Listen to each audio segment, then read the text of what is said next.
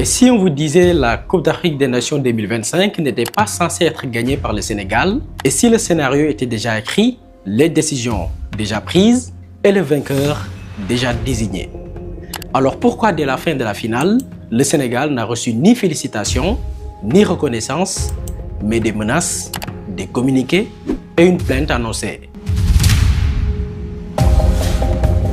Ce que vous allez voir n'est pas une rumeur. Ce n'est pas une émotion d'après-match, c'est une chronologie, des faits et un système.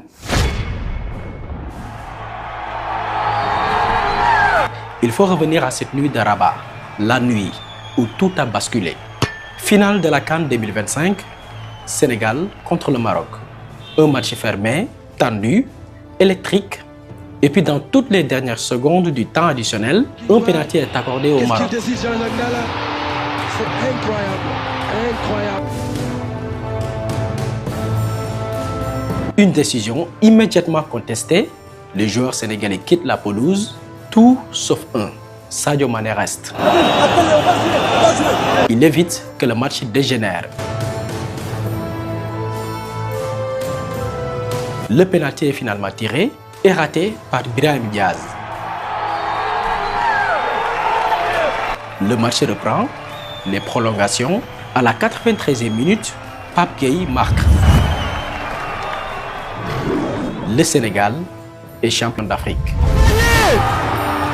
Le Sénégal! Mais autour du terrain, la tension est extrême. Des supporters sénégalais sont pris à partie. Le troisième gardien, Yehvan Diouf, est agressé par des ramasseurs de balles. Une serviette est refusée à Edouard Mendy. Des scènes graves, filmées, documentées.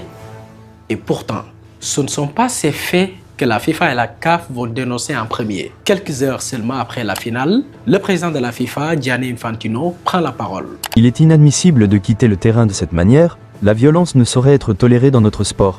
Elle est tout simplement inacceptable. Nous devons toujours respecter les décisions prises par les arbitres, sur et en dehors du terrain. Il ne parle que d'une équipe, le Sénégal. La CAF, dirigée par Patrice Motsepe, enchaîne. La CAF condamne fermement tout comportement inapproprié survenant pendant les matchs, en particulier ceux visant l'équipe arbitrale ou les organisateurs de la rencontre. La CAF examine toutes les images et saisira les instances compétentes. Même ton, même message, même silence sur les provocations. Mais pourquoi cette précipitation? Pourquoi ce parti pris apparent? Parce que cette CAN n'est pas qu'un tournoi de football. Depuis plusieurs années, la FIFA veut imposer une Coupe d'Afrique des Nations tous les 4 ans. Pourquoi? S'aligner sur le calendrier de la FIFA, à savoir la Coupe du Monde, et de l'UEFA, particulièrement l'Euro, qui se déroule tous les 4 ans. Même si beaucoup pensent que c'est pour préserver les intérêts des clubs européens. C'est juste l'intérêt des clubs européens. Point. L'idée d'une CAN organisée tous les 4 ans remonte à l'ère Issa Hayatou, président de la CAF de 1988 à 2017. Durant cette période, il s'y est toujours opposé malgré les pressions de la FIFA dirigée par Sepp Blatter entre 1998 et 2015. Ce refus reposait sur 3 réalités majeures.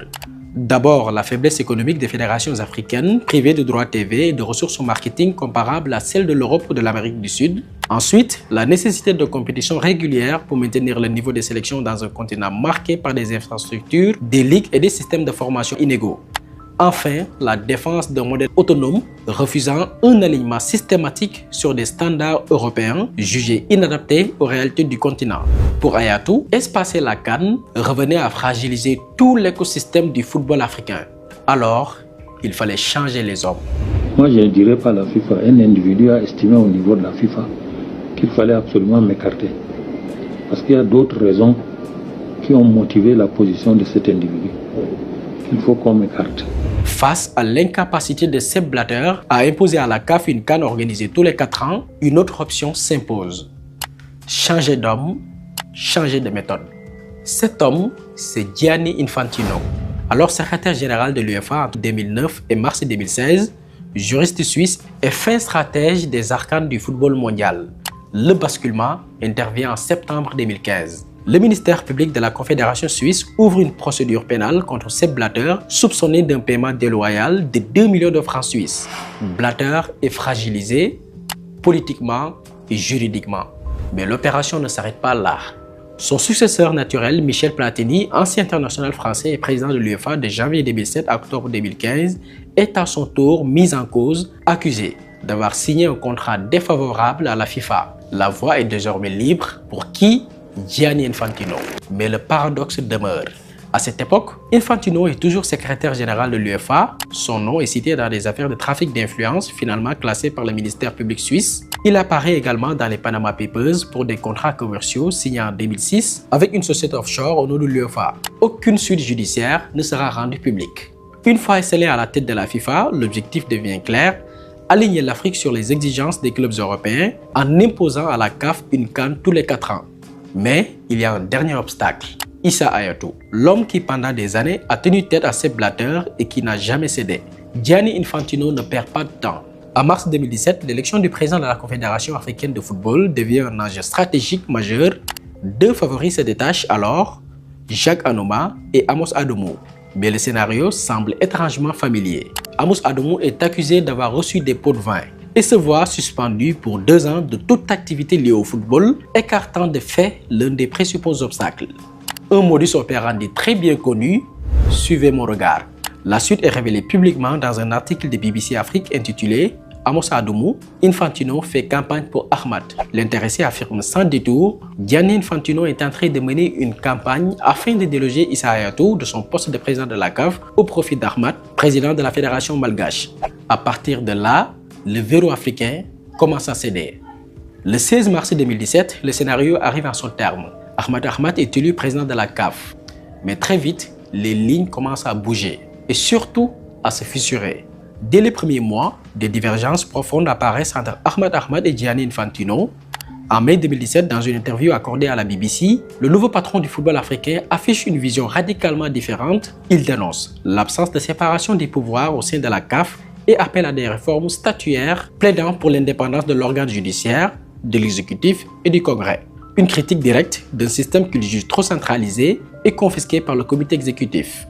A l'inverse, Gianni Infantino défend une centralisation du pouvoir, estimant que l'affaiblissement des mécanismes de contrôle permet une prise de décision plus rapide, quitte à s'éloigner des réalités des associations nationales. Deux visions, deux méthodes, une collision inévitable. La rupture se creuse davantage en juillet 2019. Samuel Eto'o et Didier Drogba sont mes collaborateurs les plus proches à partir de maintenant. Et ils occuperont des fonctions officielles. Le titre de leur responsabilité va être dévoilé prochainement. Dans le même temps, le débat sur la CAN tous les 4 ans refait surface. Gianni Infantino en fait l'annonce sans consultation préalable des dirigeants africains. Ce que je vous demande, c'est votre décision, mais ce que je vous demande de discuter et de réfléchir, c'est de passer la Coupe d'Afrique des Nations tous les 4 ans. La réaction ne tarde pas. En février 2020, sur RFI, Samuel Eto'o, proche d'Ahmad, répond frontalement. Il faut que Gianni et les autres sachent qu'il y a une génération qui n'est plus complexée. Celle-là qui connaît les mêmes universités que leurs enfants. Quand Gianni nous dit de faire une Coupe d'Afrique à 4 ans, je dis Gianni, explique-nous. Mais tu ne nous expliques pas ça devant tout le monde parce qu'il y a un président de la CAF. Puis vient le coup de théâtre final. Le 23 novembre 2020, selon un schéma déjà observé, la Chambre de jugement de la FIFA prononce contre Ahmad une interdiction de toute activité liée au football au niveau mondial et international pour une durée de 5 ans à l'issue d'une enquête portant sur la gouvernance de la CAF. Oui, il fallait un président plus souple. Après l'éviction d'Ahmad, Gianni Infantino se met en quête d'un profil plus souple, plus en phase avec sa vision du football africain. En mars 2021, son choix est clair, Patrice Motsepe, le Sud-Africain. L'élection à la tête de la CAF semble être ouverte avec 4 candidats annoncés. Augustin Senghor, Ahmed Yahya, Jacques Anouma et Patrice Motsepe lui-même. Mais le scénario va rapidement changer. Les 3 autres prétendants se retirent successivement, laissant Motsepe seul en lice. En coulisses, un lobbying intense mené par Gianni Infantino est évoqué pour favoriser ce dénouement sans affrontement électoral. Une fois élu, le contraste est saisissant. Patrice Motsepe valide ce que ses prédécesseurs ont toujours refusé. Ce qu'Issa Hayatou a agité pendant des décennies, ce qu'Ahmad n'a jamais entériné, devient désormais réalité. La CAN organisée tous les 4 ans est actée. Et plus symbolique encore, la suppression de la CHAN, compétition dédiée aux joueurs évoluant dans les championnats africains, pourtant pensée pour valoriser le football local. Un nouveau cycle s'ouvre aux conséquences lourdes pour le football africain. Mais une fois le principe de la CAN, tous les 4 ans à partir de 2028 acté, une question centrale demeure: où se jouera cette compétition? À ce stade, aucun pays organisateur n'est officiellement désigné, sauf le Maroc. Rabat est pressenti depuis le départ et aurait, selon plusieurs sources, posé des conditions préalables. Parmi elles, une rumeur persistante, l'exigence de remporter la CAN, une rumeur formellement démentie par les autorités marocaines. Mais au-delà des déclarations, l'effet de jeu interpelle. Entre la phase de groupe et la finale de la CAN 2025, plusieurs décisions arbitrales alimentent un même sentiment, celui d'un traitement favorable accordé au Maroc. Dès lors, une question s'impose: tout était-il déjà écrit? Pour tenter d'y répondre, il faut descendre sur le terrain, analyser match après match et décortiquer certaines décisions d'arbitrage qui, loin d'être anodines, pèsent lourd dans le scénario final. Dès la phase de groupe, le Maroc affronte le Mali dans un match décisif pour la première place du groupe. Score final, 1 but partout, mais une action fait polémique. Une faute sur l'attaquant malien dans la surface sanctionnable d'un penalty ne sera jamais sifflée. En huitième de finale, face à la Tanzanie, le scénario se répète. Un accrochage évident à la main sur un joueur tanzanien dans la surface marocaine reste là encore sans sanction. Même situation en quart de finale contre le Cameroun. Un attaquant camerounais est stoppé après que le défenseur marocain laisse traîner ses pieds dans la surface. Le penalty, une nouvelle fois, n'est pas accordé. Puis vient la demi-finale et un épisode encore plus troublant. Le gardien nigérian Stanley Bobo Nwabali se voit subtiliser ses serviettes en plein match, l'empêchant d'essuyer ses gants. Les images circulent. Une première vidéo montre un ramasseur de balles s'emparer d'une serviette. Une seconde révèle une autre serviette prise par un officiel marocain chargé de la sécurité. Malgré ces éléments, silence total de la CAF et de la FIFA. Dans ce contexte, le Maroc se qualifie pour la finale. En face, le Sénégal, auteur d'un parcours presque sans faute, se dresse comme le dernier obstacle. Une affiche de rêve, mais aussi pour beaucoup, l'aboutissement d'un scénario déjà lourdement contesté. Pour la finale, un nom retient toutes les attentions: Jean-Jacques Ndala Ngambo, arbitre congolais. Un choix qui suscite de sérieux doutes tant il est perçu comme favorable au Maroc.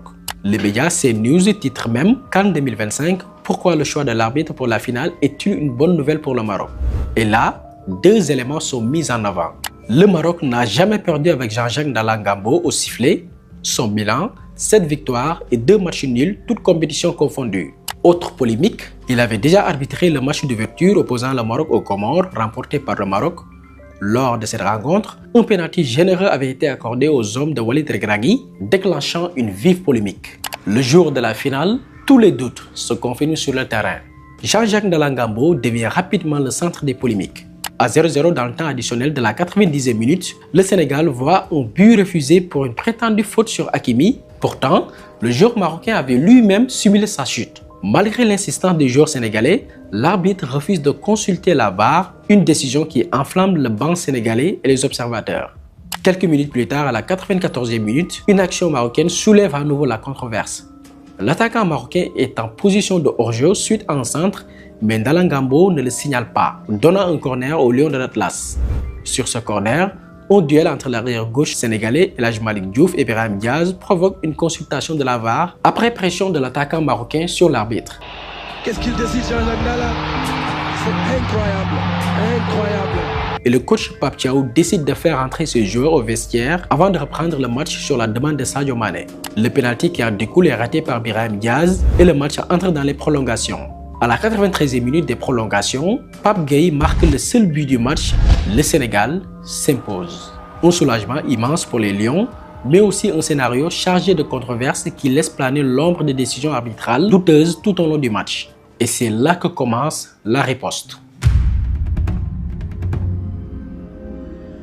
Après le match, le Maroc frappe fort. Une plainte est déposée contre le Sénégal et plus particulièrement contre Pape Thiaw, accusé d'avoir demandé à ses joueurs de quitter le terrain. Selon la Fédération royale marocaine de football, ce serait un manque de fair play, un comportement inacceptable après les pénaltys refusés au Maroc. Mais derrière cette plainte, il y a un acteur majeur, Fouzi Lekja. Et quand on parle de Lekja, on parle d'un nom plus puissant que ce que le simple titre de président laisse entendre. Au Maroc, il cumule les fonctions, ministre délégué chargé du budget, ancien président du RS Berkane. Son influence dans le football local est totale. Mais c'est à l'international que son pouvoir explose. Premier vice-président de la CAF, membre du conseil de la FIFA, il siège dans le cœur même du football mondial, là où se prennent les décisions stratégiques. Et surtout, il bénéficie de la protection de Gianni Infantino qui voit en lui un allié pour garantir que le Maroc organise la CAN 2028. En clair, cette plainte ne tombe pas du ciel. Ce n'est pas un geste isolé. C'est la force d'un homme qui cumule politique, pouvoir sportif et appuis internationaux capables de faire trembler même un vainqueur de la CAN comme le Sénégal. Derrière le football, le jeu est clair. Ce n'est plus seulement une question de terrain, c'est un terrain de pouvoir où Fouzi Lekja détient toutes les cartes. Mais derrière cette plainte contre le Sénégal et Pape Thiaw se cache une hypocrisie flagrante. Car Fouzi Lekja, celui qui menace de sanctions, est loin d'être un exemple de fair play. Regardons les faits. En 2019, finale de la Coupe de la CAF entre Zamalek et RS Berkane, Fouzi Lekja aurait porté un coup de tête à l'arbitre international éthiopien Bamelak Tessema, un acte confirmé par des rapports officiels et des témoins. La fédération éthiopienne porte plainte, mais la CAF classe l'affaire sans suite. En juillet 2025, CAN féminine Maroc contre Nigeria, après l'annulation d'un pénalty en faveur du Maroc, Lekja insulte publiquement le trio arbitral féminin namibien et accuse la CAF de partialité. Suite à cette affaire, le directeur des arbitres de la CAF, Désiré Noumadiès Doué, est remplacé par Bakary Papagassama avec l'aval de Gianni Infantino et Patrice Motsepe. En novembre 2015, Coupe du Monde U17 entre le Maroc et le Brésil, après l'élimination du Maroc, Lekja critique violemment l'arbitrage. Conséquence, aucune sanction n'est prise. Mais l'histoire ne s'arrête pas là. Samuel Eto'o avait protesté en tribune lors du quart de finale Cameroun-Maroc le vendredi 9 janvier 2026. Résultat, le mercredi 14 janvier, le jury disciplinaire de la CAF le sanctionne lourdement. Suspension de tous les matchs officiels de la CAN 2025 et une amende de 20 000 $ pour mauvaise conduite. Et derrière ces sanctions, qui tire les ficelles? Selon les observateurs, Fouzi Lekja et ses alliés, protégés par Gianni Infantino et Patrice Motsepe, ont clairement influencé le verdict. Le message est limpide, les règles ne s'appliquent pas à tous de la même manière et le pouvoir, plus que le terrain, semble dicter sa loi. Mais il est encore plus révélateur. Tout semble avoir été fait pour favoriser le Maroc pendant cette CAN. Prenons d'abord le traitement médiatique. Jusqu'au moment où nous réalisons cette vidéo, la CAF n'a publié aucune félicitation pour le Sénégal, vainqueur de la compétition. Et pourtant, pour d'autres événements récents, entre l'AS FAR et la ZEC Mimosa, le 21 novembre 2025, publication et félicitations le même jour. Coupe du Monde U20, victoire du Maroc 2-0 contre l'Argentine le 19 octobre 2025, félicitations publiées dès le lendemain, le 20 octobre, sur la page officielle de la CAF. Mais l'injustice ne s'arrête pas là. Après la CAN 2025, Walid Regragui, sélectionneur du Maroc, vaincu sur le terrain par le Sénégal, est désigné meilleur entraîneur de la compétition au détriment de Pape Thiaw qui a mené le Sénégal au sacre. Pour mieux comprendre le décalage, comparons avec les éditions précédentes. CAN 2023, Côte d'Ivoire est vainqueur et son entraîneur Emerse Faé est désigné sélectionneur du tournoi. CAN 2021, Aliou Cissé, vainqueur avec le Sénégal, est désigné meilleur entraîneur de la compétition. CAN 2019, Djamal Belmadi est désigné sélectionneur de la compétition suite au sacre de l'Algérie. Il y a également les statistiques qui parlent d'elles-mêmes. Si on prend Pape Thiaw, c'est 6 victoires, 0 défaites, 13 buts marqués et 2 encaissés. Walid Regragui, c'est 5 victoires, dont 4 sur le terrain, 1 défaite, 9 buts marqués et 2 buts encaissés. D'autres choix individuels accentuent également le doute. Yacine Bono du Maroc est désigné meilleur gardien du tournoi au détriment d'Edouard Mendy. Alors que Mendy a effectué un arrêt décisif lors du tournoi et présente de meilleures statistiques. Autre paradoxe, le meilleur arrière droit accordé à Achraf Hakimi plutôt que Krépin Diatta. Alors que Diatta a joué 6 matchs contre 5 pour Hakimi et présente une moyenne générale supérieure de 7,9 contre 7,5 pour Achraf Hakimi. En cumulant ces choix et décisions, le constat est clair. Le traitement des vainqueurs et la distribution des récompenses semblent systématiquement biaisés en faveur du Maroc, laissant planer de sérieux doutes sur l'objectivité de cette CAN.